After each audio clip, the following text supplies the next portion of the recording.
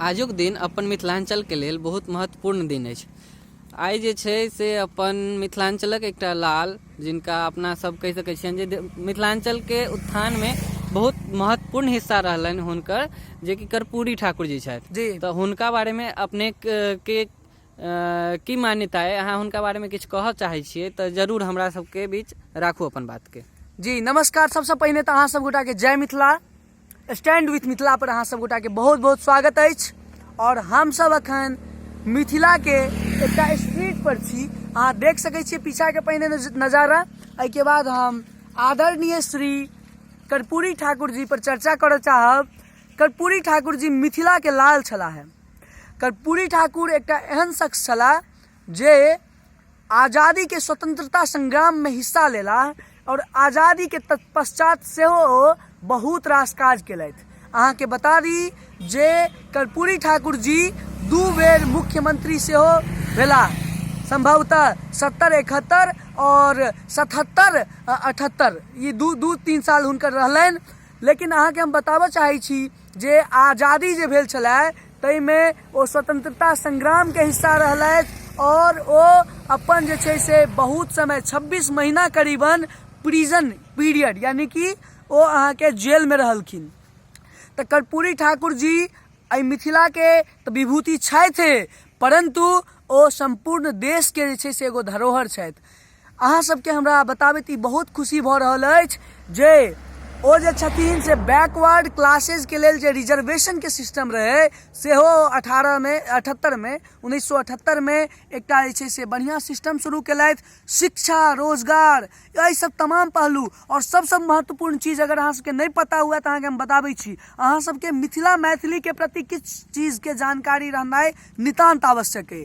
अहाँ के हम बता दी जे अखनो तक हमरा सबके मैट्रिकुलेशन में अंग्रेजी के अनिवार्य विषय नहीं मानल जाइ छै, हुनकर मान्यता छलनि। और हमहूँ अहाँ एकटा समझदार व्यक्ति होबै के हैसियत से ई चीज कहि सकै छियै जे एकटा देश के तोड़ऽ के लेल सबसे अमुख चीज होइ छै ओकर भाषा। अगर ओइ देश के भाषा खत्म कऽ देबै ओ देश टूटि जाइ छै। कर्पूरी ठाकुर जी अपन जीवन में ई चीज देखलखिन, अपन छात्र जीवन में वो चीज बुझलखिन। वो अपन ग्रेजुएट के पढ़ाई छोड़ देलखिन और वो स्वतंत्रता संग्राम में हिस्सा लेलखिन। वो अंग्रेजी हुकूमत के एहि चीज के बारे में जानैत रहथिन जे अंग्रेज जे छै से अंग्रेजी के दम पर वो भारत में राज कर रहल छै। तैं वो बिहार में जखने वो मुख्यमंत्री बनलथि तत्पश्चात वो की केलखिन तो इंग्लिश भाषा जे छै ओकरा अनिवार्यता खत्म कर देलखिन। मैट्रिकुलेशन के अगर अहाँ एग्जाम दऽ रहल छी तो अहाँ के अंग्रेजी भाषा के अनिवार्यता के कोनो गप नहीं छै।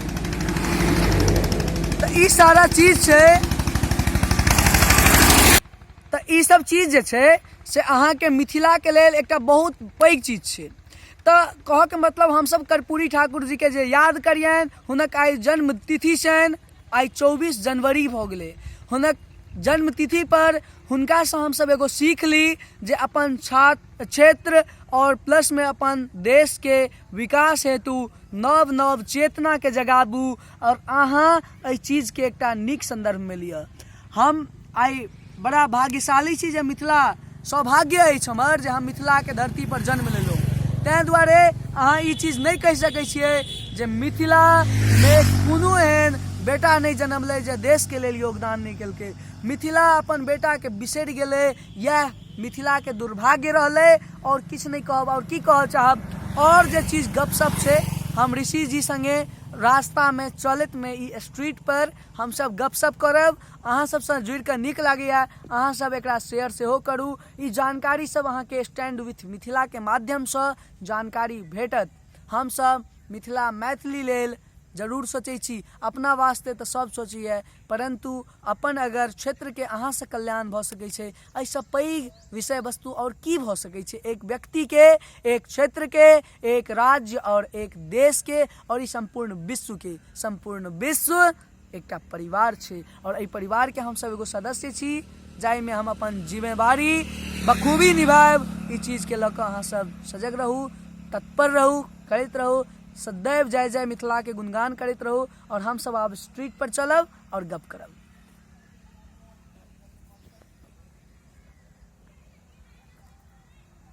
आब हम सब गपशप कर रहल छी स्ट्रीट पर देखियो रास्ता जीवन की होइ छै, ई एगो रास्ता छै और एहि रास्ता के माध्यम से सबके गुजरऽ पड़ै छै।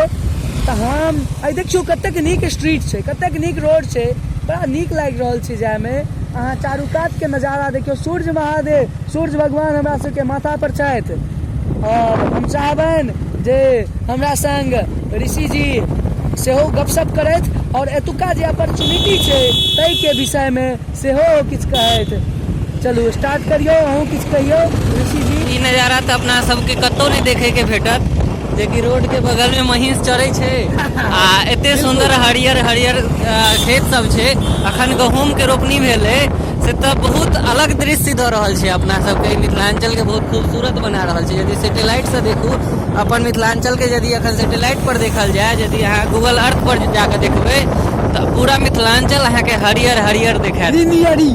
हाँ, ग्रीनियरी अहाँ कहि सकै छियै। आब जमाना मॉडर्न आबि गेल छै, बिहार में बहुत सारा अपॉर्चुनिटी छै। देखियो गाय मरहानी सबके देख लियौ कनी, अपने सब गोटे दर्शन करे जाइयो अपन मिथिलांचल के। ई सुंदर नजारा अहाँ के कतौ नहीं देखे के भेटत। अहाँ कोनो भी देश में रहू, अहाँ कोनो भी शहर में रहू, सुंदर मिथिला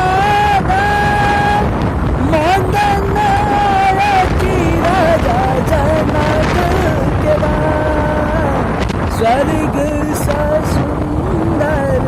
लेकिन यही सुंदरता के क्या खत्म कर रहल छै ऋषि जी? एहि सुंदरता के क्षति करे में बहुत सारा बहुत चीज के योगदान छै, जे कि अपना से यदि गिनती करी तऽ कम पड़ि जाय। जेना कि गाड़ी घोड़ा अखन बिहारो अपन मिथिलांचल मॉडर्न भऽ रहल है, तऽ इहो के मॉडर्निटी के देखैत अपना सब कनी मॉडर्नाइजेशन मेंटेन करे पड़त। अगर अहाँ मॉडर्न नहीं बनबै बउआ सबके देखियो कतेक नीक लागि रहल छै, लेकिन अहाँ अगर युग में अगर अहाँ मेंटेन नहीं करबै तऽ हम अहाँ पे कतऽ कोनो चीज नहीं। आइ देखियो अहाँ लग में एकड़ के एकड़ देखियो रहल छै ओहि साइड, पूरा के पूरा जमीन जे छै से खाली पड़ल छै। वाई? बिकॉज ऑफ लैक ऑफ इंडस्ट्रियल एनवायरनमेंट। लेकिन एहि इंडस्ट्रियल से नुकसानो छै, नुकसान छै, लेकिन अपना अथी मिथिलांचल के लोग के नहीं जहन रहता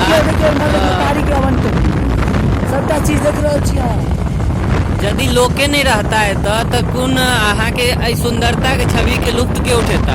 तो रोजगार के साधन ला तो अपना सबके इंडस्ट्री लगाबऽ पड़त। अब जेना अखन चौक आबि रहल छै तऽ अहाँ 4 साल पहले यदि चौक पर अबितियै तऽ अहाँ के जते आदमी दिखाई दऽ रहल छै ताहि के डबल ट्रिपल आदमी दिखाई देतै, जो कि भारत के जनसंख्या बढ़ि रहल छै, तैयो गाम घर के जनसंख्या कम भऽ रहल छै। माइग्रेशन बहुत बड़का एकटा काल छै, राक्षस छै, जे कि माइग्रेशन के केना समाप्त कयल जाय? माइग्रेशन के अहाँ जब तक बिहार में रोजगार नहीं देबै, अपन मिथिलांचल में जब तक रोजगार नहीं देबै तब तक अहाँ के केओ नहीं साथ देत, केओ नहीं। यदि अहाँ माइग्रेशन के रोकऽ चाहै छियै तऽ अहाँ के देखियो आब ई चीज तऽ नसीबे से देखाई छै ककरो, जे कि अखन अपना सब देखे लेल जा रहल छियै। देख लियो बहुत बढ़िया, बहुत नीक नजारा छै। वाह वाह वाह वाह, बहुत बढ़िया, बहुत बढ़िया। देखियो करीबन सैकड़ों जे छै से भेड़ अहाँ के सामने में अछि। लोग सब बउआ सब वीडियो बना रहल छथिन और बहुत बढ़िया, बहुत नीक। भैया एगो करची हमरो माथा पर नहीं दऽ दे की? ठीक छियै ने? बहुत नीक। देखियो देखियो बहुत बढ़िया। इएह तक सुंदरता छै अपन मिथिलांचल के। आब देखियो ई सब चीज एते बड़का बड़का प्लॉट अहाँ जे खाली देख रहल छियै, के कोनो यूज नहीं भऽ रहल छै। अहाँ जे खेती देख ये जे खेती देख रहल छियै, खेती कोनो बिजनेस लेवल पर नहीं भऽ रहल छै। एहि चीज के बढ़ावा देबऽ पड़तै, जे कि सबटा चीज देखियो, पुआर देखियो, ई देखियो ई कथी छै। बहुत अहाँ के आब देखे के नहीं भेटत, कि एतऽ मशीन आबै छै आ सबटा नार के कुट्टी काटि के चलि जाइ छै। तऽ ई चीज सब देखे ला नहीं भेटत अहाँ के नार के। हेबे नहीं करतै तहन तऽ अहाँ के जे छै कोनो एकोटा जे छै बरद के जरूरी नहीं छै, एकोटा जे छै से कतौ चीज के जरूरी नहीं छै। लेकिन इक्विपमेंट के मेंटेनो तो करे पड़ता है। देखियो गोबर के गठी देखियो ने,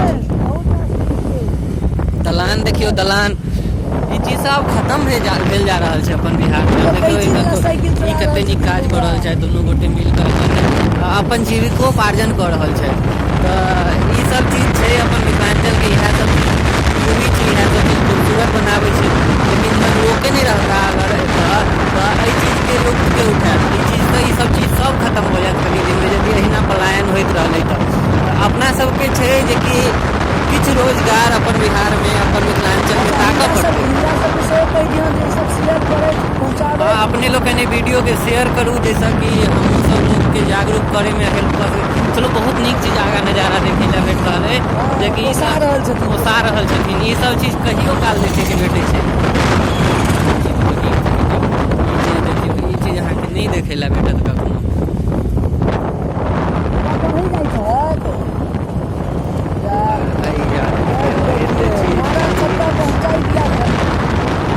जे लोग सब मिथिलांचल से जुड़ल है उनका ये वीडियो देखे में बड़ नीक लगता है।